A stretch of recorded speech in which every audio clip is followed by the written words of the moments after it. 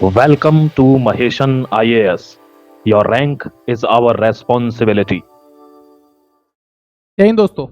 आज के इस क्लास में हम बात करने वाले हैं देश के अगले मुख्य न्यायाधीश यानी कि जस्टिस सूर्यकांत की। जस्टिस सूर्यकांत मुख्य न्यायाधीश बनने से पहले ही न्यूज में बने हुए हैं, सुर्खियों में बने हुए हैं। तो क्या ऐसे कारण है जिसकी वजह से देश में उनके नाम को लेकर काफी हलचल है। साथ ही साथ ये भी जानेंगे कि भारत में अगर आपको मुख्य न्यायाधीश बनना है तो उसके लिए क्या योग्यताएं होनी चाहिए, यानी कि क्या एलिजिबिलिटी क्वालिफिकेशन क्या है। यूपीएससी के स्टूडेंट्स और जो पीसीएस की तैयारी कर रहे हैं उन सब के लिए काफी महत्वपूर्ण वीडियो होगा।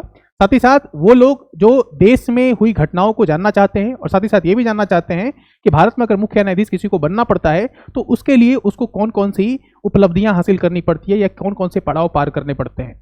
वीडियो को ध्यान से देखना और अंत में आपके लिए एक सवाल होगा, उस सवाल का जवाब कमेंट सेक्शन में जरूर लिखना ताकि हमें यह पता चले कि आपको ये आर्टिकल समझ में आया या नहीं आया।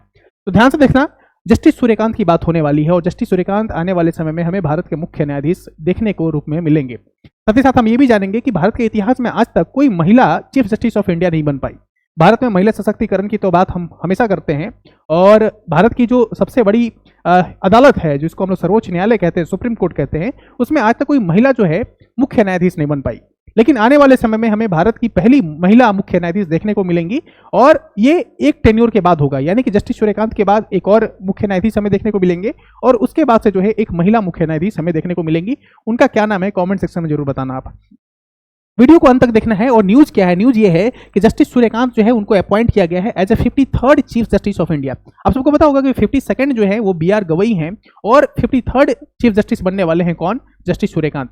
तो आपने देखा होगा कि जस्टिस सूर्यकांत तो अभी बने नहीं है लेकिन उसके पहले ही पता चल गया। ऐसा कैसे होता है? ऐसा इसलिए होता है क्योंकि जो सीजेआई हैं, करंट सीजेआई हैं, उनको ऑफिस वैकेंट करने से पहले यानी कि ऑफिस छोड़ने से पहले ही जो नए मुख्य न्यायाधीश बनने वाले हैं उनके नाम की घोषणा कर दी जाती है, जो कि की जा चुकी है।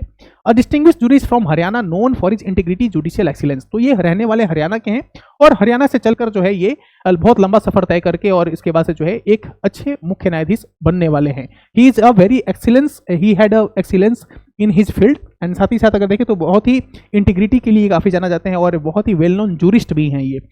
आने वाले समय में अगर इनके कैरियर को भी अगर हम देखें तो he served as a chief justice of Himachal Pradesh. Himachal Pradesh का जो हाई कोर्ट है वहां पे भी ये चीफ जस्टिस थे, यानी कि स्टेट के हाई कोर्ट के चीफ जस्टिस थे।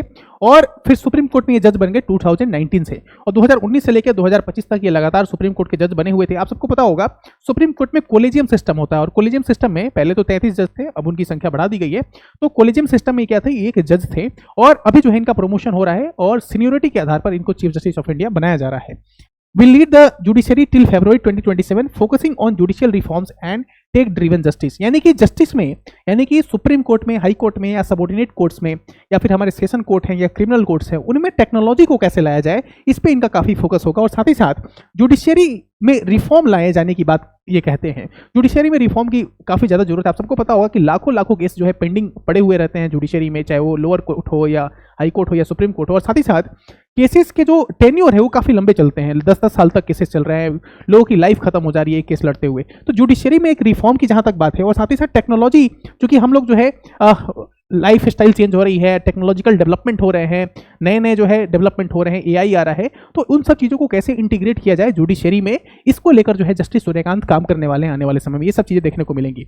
अब देखो ये जो है जस्टिस BR गवई है और जस्टिस BR गवई के बारे में बताऊं तो ये जो है ये सेकंड दलित कम्युनिटी यानी कि दलित कम्युनिटी से आने वाले दूसरे, भारत के दूसरे जो है मुख्य न्यायाधीश बने थे, यानी कि चीफ जस्टिस ऑफ इंडिया बनने वाले दलित कम्युनिटी से ये दूसरे व्यक्ति थे। और साथ ही साथ आप सबको पता होगा he was the first Buddhist person, क्योंकि ये बुद्धिज्म को इन्होंने अपना रखा है, तो पहला बुद्धिस्ट पर्सन थे जिन्होंने जो है सीजेआई के पोस्ट को ऑक्युपाई किया था। अगर आप देखोगे भारतीय संविधान का भाग 5, आप सबको पता होगा भारतीय संविधान में अलग अलग भाग हैं, जैसे कि भाग 1 है, भाग 2 है, भाग 3 है। भाग 1 में अगर आप देखोगे तो उसमें संघ के बारे में बताया गया है, भाग 2 में नागरिकता के बारे में बताया गया, भाग 3 में आपको मौलिक अधिकार के बारे में बताया गया, भाग 4 में आपको ऐसे ही जो है राज्य के नीति निर्देशक तत्वों से लेकर मौलिक कर्तव्य से लेकर इन सारी चीजों की जो है उसमें चीजों का उल्लेख किया गया है। वैसे ही भाग 5 में देखोगे तो संघ के बारे में बताया गया, यूनियन के बारे में बताया गया। और भाग 5 का चैप्टर 4 अगर आप देखोगे तो उसमें यूनियन जुडिशरी की बात की गई है, यानी कि एक तो जुडिशरी होती है हमारी कहां पे, एक जुडिशरी होती है हमारे यूनियन लेवल पे, ये है जुडिशरी हमारी यूनियन लेवल पे, और पूरे भारत के लिए एक ही सुप्रीम कोर्ट है जो कि न्यू दिल्ली में है। ठीक है, आप सबको पता होगा न्यू दिल्ली में ही सुप्रीम कोर्ट है। ये सुप्रीम कोर्ट पहले कहां हुआ करता था, तो कोलकाता में हुआ करता था। और सुप्रीम कोर्ट के पहले जज कौन थे, उनका नाम था एलिजा इम्पे नाम था, और ये सुप्रीम कोर्ट के पहले जज थे। ठीक है, ये सब आपको पता होगा। जब ब्रिटिशर्स का शासन चल रहा था उस समय सुप्रीम कोर्ट का गठन हुआ था, और कौन से, रेगुलेटिंग एक्ट ऑफ 1773, ध्यान रखना है, रेगुलेटिंग एक्ट ऑफ 1773 से, रेगुलेटिंग एक्ट ऑफ 1773 से जो है सुप्रीम कोर्ट का गठन किया गया था। कहां पे, कोलकाता में किया गया था, फिर बाद में इसको ट्रांसफर किया गया कहां पे, न्यू दिल्ली में ट्रांसफर किया गया। तो पूरे भारत के लिए तो हमारे पास क्या है, एक ही सुप्रीम कोर्ट है। लेकिन अगर हम हाई कोर्ट की बात करें तो हाई कोर्ट की संख्या कितनी है भारत में, कमेंट सेक्शन में आप जरूर बताना कि हाई कोर्ट की संख्या कितनी है। भारत में ऐसे बहुत सारे राज्य हैं, 2 राज्यों का जो है मिलाकर एक ही हाई कोर्ट है। जैसे अगर मैं बात करूं हरियाणा और पंजाब, तो क्या हरियाणा और पंजाब के अलग अलग हाई कोर्ट है, कमेंट सेक्शन में जरूर बताना आपको। और हाई कोर्ट के नीचे अगर हम जाते हैं तो हाई कोर्ट के नीचे क्या है, सबऑर्डिनेट कोर्ट है। और सबऑर्डिनेट कोर्ट को 2 पार्ट में हम क्लासिफाई कर देते हैं, एक को हम लोग कहते हैं सेशन कोर्ट और दूसरे को बोलते हैं क्रिमिनल कोर्ट। ठीक है, criminal court, session court, civil court, civil court भी बोलते हैं और क्रिमिनल कोर्ट भी बोलते हैं, है ना। तो एक सेशन जज हो जाता है और एक का हो जाता है क्रिमिनल जज, उसके जज को बोलते हैं। वैसे यहाँ पे चीफ जस्टिस ऑफ इंडिया होते हैं, यहाँ पे chief justice of high court होते हैं। जैसे मैंने बताया आपको, जस्टिस सूर्यकांत जो थे वो हिमाचल प्रदेश के पहले क्या थे, चीफ जस्टिस थे, वहां का जो स्टेट हाई कोर्ट है उसके चीफ जस्टिस थे। तो इन सब चीजों का उल्लेख अगर आपको देखना है तो भाग 5 के अगर चैप्टर 4 में अगर आप जाओगे तो वहां पे जो है जुडिशियरी के बारे में बताया गया है। ठीक है, और उसमें बताया गया है कि जुडिशरी में सुप्रीम कोर्ट एक होगा, और सुप्रीम कोर्ट के साथ साथ सुप्रीम कोर्ट के जो जजेस होंगे उनके बारे में बताया हुआ कि सुप्रीम कोर्ट में कितने जजेस होंगे, क्या सुप्रीम कोर्ट में 7 जज होंगे, 20 जज होंगे, 33 होंगे या 34 होंगे, सब चीजों का उल्लेख जो है यहाँ पे किया गया है। और कौन डिसाइड करेगा कि सुप्रीम कोर्ट में कितने जज होंगे, ये भी उल्लेख यहाँ पे किया गया है। अगर आप यहाँ पे देखोगे थर्ड शेड्यूल में भी इनका जिक्र किया गया है, forms of oath and affirmation, जहां पे बताया गया है कि सुप्रीम कोर्ट के जो जज होंगे उनका ओथ कौन दिलाएगा और उनको ओथ कहां से मिलेगा और ओथ कौन दिलाएगा, इन सब चीजों का जिक्र कहां पे किया गया है, भारतीय संविधान की 3री अनुसूची में। बहुत सारी अनुसूचियां हैं, 3री अनुसूची में जो है इसका उल्लेख किया गया है। यह है जस्टिस बी आर गवई, और इन्होंने जो है ओथ लिया था, और इनको ओथ किसने दिलवाया, भारत की जो हमारी राष्ट्रपति हैं श्रीमती द्रौपदी मुर्मू, उन्होंने जो है इनको ओथ दिलवाया था। और आने वाले समय में हमें देखने को मिलेगा जस्टिस सूर्यकांत भी जो है ओथ लेंगे, और उनको ओथ कौन दिलवाएगा, यही दिलवाएंगी, और फिर जो है वो लंबे समय तक इस पोस्ट पे बने रहेंगे 2027 तक। अगर आपको बनना है भारत में चीफ जस्टिस ऑफ इंडिया, तो चीफ जस्टिस ऑफ इंडिया बनने के लिए कुछ मिनिमम एलिजिबल क्वालिफिकेशन होने चाहिए। आप सबको पता होगा कि भारत में कोई भी पोस्ट अगर आप ऑक्युपाई करते हैं तो उसके लिए कुछ मिनिमम एलिजिबिलिटी क्राइटेरिया होती है।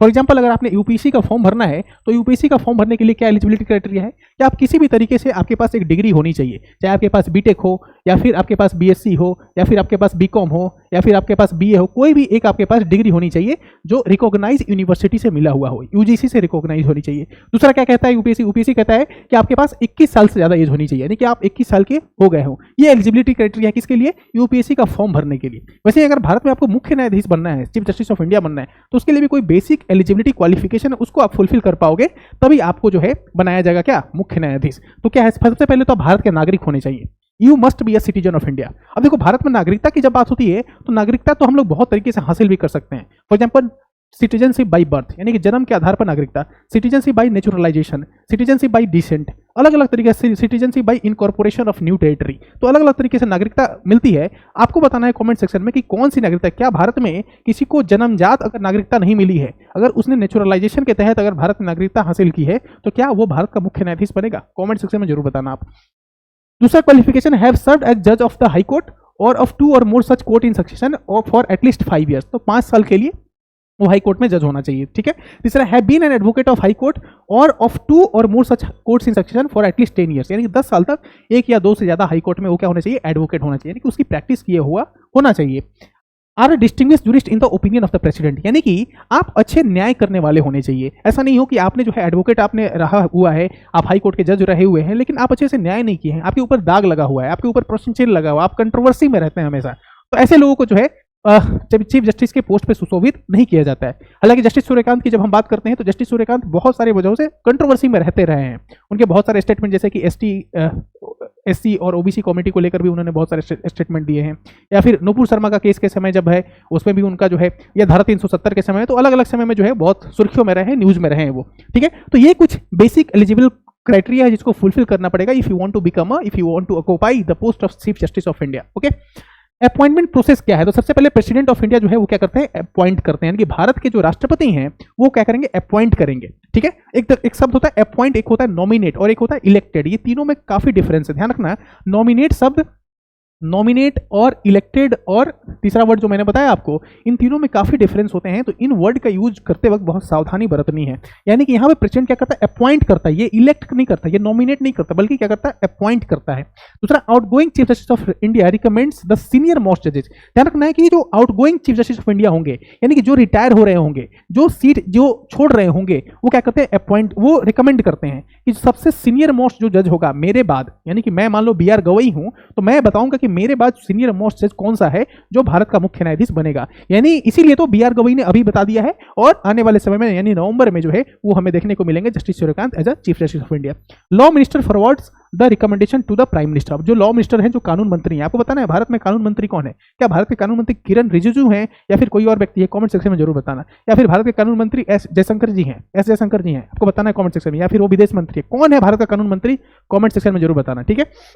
पहले कानून मंत्री कौन थे, रविशंकर प्रसाद जी पहले भारत के कानून मंत्री हुआ करते थे, लेकिन अभी जो है भारत का कानून मंत्री कौन है, लॉ मिनिस्टर कौन है, कमेंट सेक्शन में जरूर बताना। Prime minister advices the president for final appointment. अब जो प्रधानमंत्री हैं वो प्रेसिडेंट को जो है फाइनल अपॉइंटमेंट के लिए क्या करेंगे, अपना रिकमेंडेशन देंगे, एडवाइस देंगे। देखना यहाँ पे एडवाइस लिखा हुआ है, यानी कि प्राइम मिनिस्टर का कोई डायरेक्ट रोल नहीं है, प्रत्यक्ष रूप से तो कोई हस्तक्षेप नहीं कर सकते हैं, और प्रत्यक्ष रूप से जो है इनका यहाँ पे योगदान है, और इसमें किसी भी तरीके की भूमिका नहीं रहती है प्रधानमंत्री की। यानी कि कोलेजियम सिस्टम चला आ रहा है, जो सीनियर मोस्ट जज होगा वही जाहिर सी बात है भारत का चीफ जस्टिस ऑफ इंडिया बनेगा। लेकिन इतिहास में जब हम जाते हैं तो इंदिरा गांधी का समय याद करो, इंदिरा गांधी के समय में इस सीनियरिटी को ब्रेक किया गया। एन रे का नाम आपको याद होना चाहिए, एन रे का नाम क्या किया गया था, एन रे को कैसे जो है चीफ जस्टिस ऑफ इंडिया बनाया गया था, ये कहानी आप सबको पता होगी अगर आपने इतिहास को एक बार अच्छे से पढ़ा होगा तो। As per second judges cases 1993, the senior most Supreme Court judge must be appointed as CJI। यानी कि 1993 का जो केस है, सेकंड जज केस, उस वो कहता है, वो क्या कहता है, वो कहता है कि जो सीनियर मोस्ट जज होगा वही भारत का मुख्य न्यायाधीश बनेगा, ठीक है। हालांकि नेशनल जुडिशियल अपॉइंटमेंट कमीशन आया था और ये एनजेक को जो है सुप्रीम कोर्ट ने क्वेश्चन कर दिया। एनजेक क्या है, कमेंट सेक्शन में जरूर बताना। नेशनल जुडिशियल अपॉइंटमेंट कमीशन जो कि पार्लियामेंट ने लाई थी, भारत की संसद ने लाया था, और उसको कैसे भारत की सर्वोच्च न्यायालय ने यानी कि सुप्रीम कोर्ट ने कैसे क्वेश्चन कर दिया और उसको नल एंड वाइड डिक्लेयर कर दिया, इसकी कहानी भी मैं किसी और वीडियो में आपके साथ डिस्कस करूंगा। अब भारत के अगर मुख्य न्यायाधीश को अगर उनके पद से हटाना हो, हालांकि इतिहास में तो ऐसा कुछ हुआ नहीं है, लेकिन उनको इतिहास को अगर मान लो कि नहीं हुआ, लेकिन कभी ना कभी हो सकता है अगर उनको कभी किसी पद से हटाना पड़े, उनको किसी भी व्यक्ति को, किसी मुख्य न्यायाधीश को उनके पद से हटाना पड़े, तो क्या प्रक्रिया है। प्रक्रिया है कि as per article 124 clause 4 a proven misbehaviour and incapacity, यानी कि वो किसी भी तरीके से मिसबिहेव किए हुए हैं, वो किसके साथ, भारतीय के संविधान के साथ। भारत में सबसे बड़ा क्या है, भारत में सबसे बड़ा है संविधान। ना कोई जज है भारत में सबसे बड़ा, ना कोई प्रधानमंत्री है, ना कोई राष्ट्रपति है, सबसे बड़ा भारत में है वो है भारत का संविधान, यानी कि सर्वोपरि है, यानी कि सबसे बड़ा संप्रभुता अगर किसी में है तो भारत के संविधान में है। यानी कि भारत का मुख्य न्यायाधीश हो, भारत का राष्ट्रपति हो, भारत का मुख्यमंत्री हो, भारत का प्रधानमंत्री हो, है ना, अलग अलग राज्यों का मुख्यमंत्री हो, इन सबको शक्तियां कहां से मिलती हैं, इन सबको शक्तियां मिलती हैं भारत के संविधान से। इसलिए संविधान सर्वोपरि है, और संविधान में, भारत के संविधान में अनुच्छेद 124 के क्लॉज 4 में लिखा हुआ है कि अगर आप भारतीय संविधान के साथ छेड़छाड़ करेंगे, उसके नीतियों को अगर आप नहीं अपनाएंगे, उसके नीतियों का पालन नहीं करेंगे, तो आपको जो है क्या किया जाएगा, आपको उस पद से हटा दिया जाएगा, या फिर इनकैपेसिटी यानी कि आपको अयोग्य डिक्लेयर कर दिया जाए, तब भी आपको रिमूव किया जा सकता है। अब प्रोसेस क्या है, क्या प्रक्रिया है, कौन से ऐसे प्रक्रिया को फॉलो करना पड़ेगा। तो removal by the president after an address by parliament supported by a special majority in both the houses. देखो भारत में मुख्य न्यायाधीश को हटाना काफी मुश्किल है, क्योंकि इसमें स्पेशल मेजोरिटी चाहिए, और स्पेशल मेजोरिटी जहां भी रहता है वहां पे आसान नहीं रहता किसी को व्यक्ति को हटाना, क्योंकि सिंपल मेजोरिटी अलग होती है। सिंपल मेजोरिटी में क्या है, आपको जो है 50% चाहिए वोट लोकसभा में, और आप आराम से जो है पास कर सकते हैं। लेकिन यहाँ पे क्या है, स्पेशल मेजोरिटी चाहिए, और स्पेशल मेजोरिटी के केस में आसान नहीं होता किसी भी व्यक्ति को हटाना, ठीक है। तो ध्यान रखना, स्पेशल मेजोरिटी चाहिए कहाँ पे, पार्लियामेंट में, यानी कि लोकसभा, राज्यसभा में।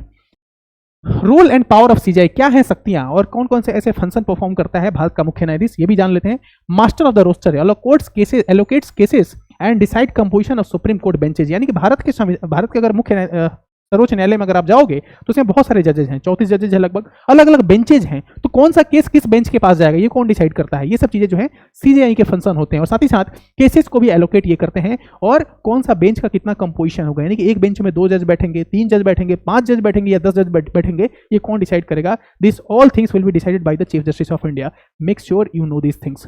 हेड ऑफ कोलेजियम सिस्टम, जो कोलेजियम सिस्टम है जहां पे बहुत सारे जजेज हैं इस कोलेजियम में, उसका जो है एक तरीके से हेड है कौन, चीफ जस्टिस ऑफ इंडिया। जैसे भारत में मंत्री तो बहुत सारे होते हैं, है ना, कैबिनेट मिनिस्टर है, स्टेट मिनिस्टर है, डिप्टी मिनिस्टर है, बहुत तरह के मिनिस्टर होते हैं, लेकिन उन सबका मुखिया कौन है, तो भारत का प्रधानमंत्री है ना। उसी तरीके से जो चीफ जस्टिस ऑफ इंडिया है वो क्या है, उस कोलेजियम सिस्टम के हेड है। Leads appointments and transfers of जजेस in the supreme court and high court. तो हाई कोर्ट में अगर ट्रांसफर करना है, अपॉइंटमेंट करना है, सुप्रीम कोर्ट में करना है, इन सब में जो है काफी इंपॉर्टेंट रोल प्ले करता है कौन? भारत का मुख्य न्यायाधीश। तो ही play a very crucial role in the appointment and transfer of the chief justice either from the high court to supreme court और supreme court to high court. Any the transfer of जजेस and appointment of जजेस will be done by the president, but Chief Justice of India play a very crucial role in these things. Administrative authority supervises Supreme Court administration, staff appointments and case management। तो staff के appointment भी काफी important role होता है इनका। Judicial leadership considers first among equal। first among equal का मतलब क्या होता है? सारे लोग तो equal हैं, सारे लोग तो equal हैं, but he is the first because he leads the session, because he leads the collegium system। That's why he is first among equal। सब कोई बराबर है, लेकिन उसमें से first कौन है? हम सभी भाई बराबर हैं, लेकिन हम सब में बड़ा कौन है? जो बड़ा वाला भाई है वो सबसे बड़ा है ना। and does not hold superior judicial power over other judges। तो इनके पास अलग से तो कोई पावर नहीं होता ऐसा कुछ, है ना। जैसे बहुत सारे जजेज हैं, 34 जजेज हैं, उसमें पहला व्यक्ति कौन है? फर्स्ट एमंग इक्वल का मतलब होता है कि सारे लोग इक्वल है, लेकिन उसमें से फर्स्ट कौन है? Chief justice of India. इनके पास कोई स्पेशल पावर नहीं है ना। जैसे बाकी लोगों के पास पावर है वैसे ही इनके पास भी पावर है, बस इनके पास थोड़ी पोजिशन इनका अलग है। The difference is only at the position, nothing else. Okay, next thing अगर मैं देखूं तो आई थिंक आपको सारी चीजें समझ में आई होंगी। ये प्रश्न मैं आपके साथ छोड़ जाता हूं। प्रश्न ये है कि who has been appointed as the 53rd chief justice of India effective from 24 November 2025, यानी कि 24 नवंबर 2025 का वो दिन होगा जिस दिन भारत को एक नए मुख्य न्यायाधीश देखने को मिलेंगे। और वो व्यक्ति का क्या नाम है? Justice B R Gavai, justice Suryakant, justice D Y Chandrachud या जस्टिस एन वी रमन्ना। आपको बताना है कि इसमें से सही आंसर क्या है। कमेंट सेक्शन में अपनी राय जरूर लिखना और आंसर जरूर लिखना, और साथ ही साथ ये भी बताना कि और किस टॉपिक पे आपको वीडियो चाहिए। हम वीडियो जरूर लेकर आएंगे। ऐसे ही इनोवेटिव और ऐसे ही इंपॉर्टेंट और ऐसे ही नॉलेजफुल वीडियो देखने के लिए हमारे चैनल के साथ जरूर जुड़े। वीडियो अच्छा लगा हो तो चैनल को सब्सक्राइब कर दीजिए, वीडियो को लाइक कर दीजिए और कमेंट सेक्शन में जितने भी सवाल मैंने पूछे हैं उन सब के आंसर जरूर दीजिए। Thank you so much.